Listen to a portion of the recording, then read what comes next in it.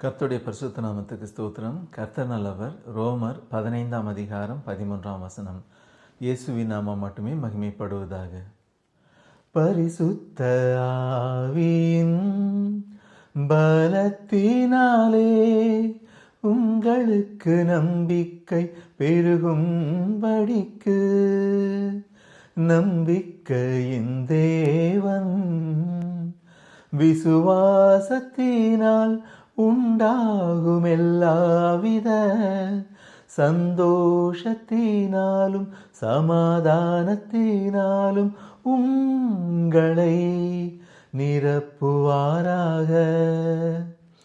நம்பிக்கையின் தேவன் விசுவாசத்தினால் உண்டாகும் எல்லாவித சந்தோஷத்தினாலும் சமாதானத்தினாலும் உங்களை நிரப்புவாராக.